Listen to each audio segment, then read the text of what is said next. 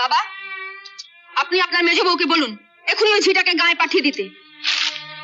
পূজা তো চলে যেতে চেয়েছিল, তোমার কথাই তোকে আটকেছে। আমাকে না বলে যা বলবার ওকে গিয়ে বলো।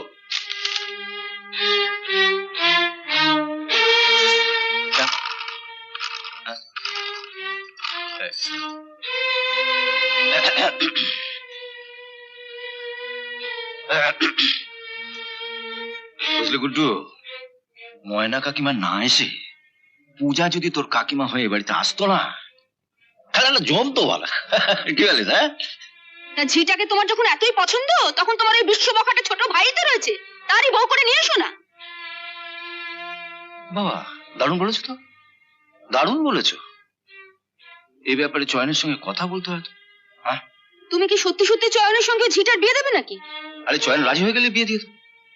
তুমি মেজো বউ ময়নাকে ঝি বানিয়েছো, আর ওই ঝিটা এসে তোমাকে ঝি বানিয়ে নাকে দড়ি দিয়ে খাটাবে। হ্যাঁ, আর কিছু বললে গুড্ডু? Bomb ফাটবে bomb.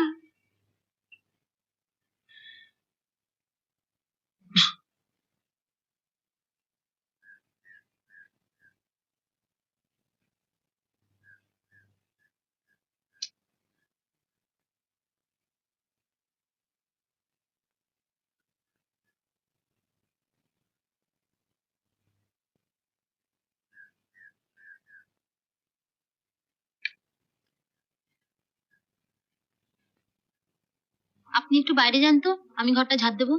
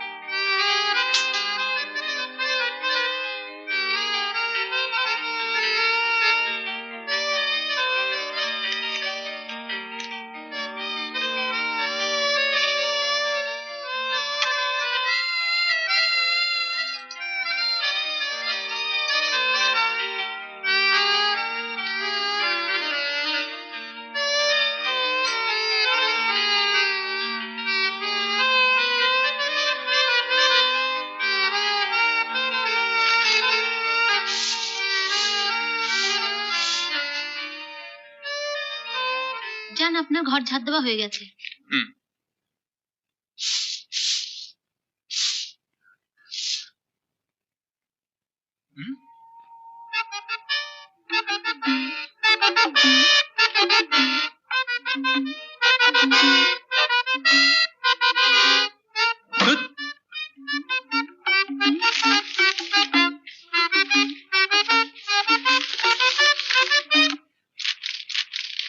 মেজ বৌদি, ও মেজ বৌদি,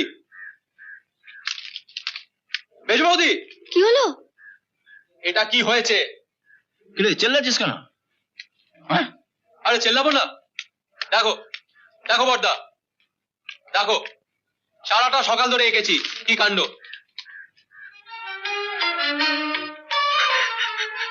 তুমি হাসছো? দেখি এটা দেখি, এটা তো আমি করেছি। কেন কেন করেছো? দেখুন না দাদা, আজ সকালে ওর ঘর ঝাড় দিতে গিয়ে দেখি ও কি একটা এঁকেছে, সেটা দেখছে আর সিগারেট খাচ্ছে। আমি ঢুকতেই ও ঘর থেকে বেরিয়ে গেল। আমি দেখলাম বেচারা একটা মুন্ডু এঁকেই বসে আছে, কিন্তু চোখ কান নাক কিচ্ছু আঁকতে পারছে না। আমার খুব দুঃখ হলো। আপনাদের বাড়িতে আছি, থাকছি, খাচ্ছি, তাই তাই তুমি আমার এত বড় সর্বনাশ করলে? ইমা, আমি আবার কি সর্বনাশ করলাম? আচ্ছা দাদা, আপনিই বলুন এটা মানুষের মুন্ডু হয়েছে কিনা। তবে হ্যাঁ, মাথার পেছনের এই টিকিটা আমি এঁকে ফেলেছি। যদি আপনার পছন্দ না হয় বলুন, আমি রবার ঘষে তুলে দেবো। তোমরা সব হাসছো? দাও বড়দা, এই জৌলিটাকে বাড়ি থেকে তাড়াবে কিনা বলো। তারা